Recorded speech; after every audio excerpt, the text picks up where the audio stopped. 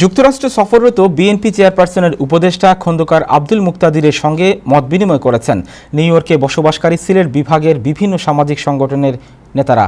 সোমবার সন্ধ্যায় Astoria hello Bangladesh রেস্টুরেন্টে এই মতবিনিময় সভা অনুষ্ঠিত হয়।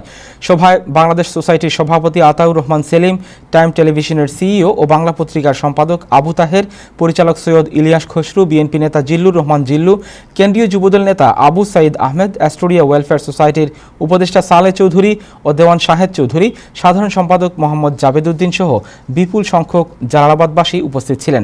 সভায় খন্দকার আব্দুল মুক্তাদির সিলেট সহ দেশের সার্বিক উন্নয়ন ও কল্যাণে সবাইকে নিয়ে ঐক্যবদ্ধভাবে কাজ করার উপর গুরুত্ব আরোপ করেন। সভায় অক্টোবর মাসের শেষ সপ্তাহে নিউ ইয়র্কে তার সম্মানে প্রবাসী সমাবেশ আয়োজনেরও সিদ্ধান্ত নেওয়া হয়। সভা শেষে খন্দকার আব্দুল মুক্তাদির দলীয় নেতাকর্মীদের নিয়ে টাইম টেলিভিশন ও বাংলা পত্রিকা অফিস পরিদর্শন এবং সিইও আবু তাহেরের সঙ্গে মত বিনিময় করেন। উল্লেখ্য, আব্দুল মুক্তাদির আগামী জাতীয় সংসদ নির্বাচনে সিলেট ১ আসনে বিএনপি দলীয় সম্ভাব্য প্রার্থী।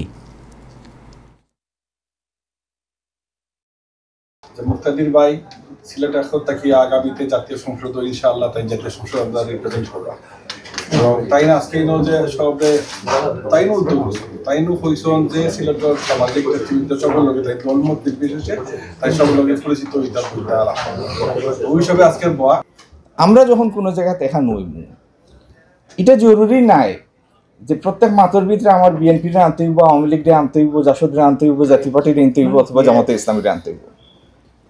জামাত, জাতীয় পার্টি, আওয়ামী লীগ বা বিএনপি এই ফোরামটা কিতা আমি এক দল করি। কিতা লাগি দল করি? দল হইল একটা forum to offer your ideas. আমি আপনারে আমার একটা আইডিয়া দিলাম, দিয়া কইলাম যে আমার এই প্রোগ্রামগুলো যদি আমি ইমপ্লিমেন্ট করি তাইলে আপনার লিভিং স্ট্যান্ডার্ড আমি হাই করব।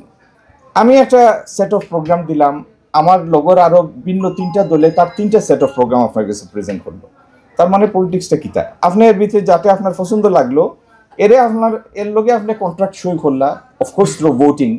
5 বছরের টার্ম হোক, 4 বছরের টার্ম হোক, 5 বছরে পারফর্ম করলে কন্ট্রাক্ট রিনিউ করবা।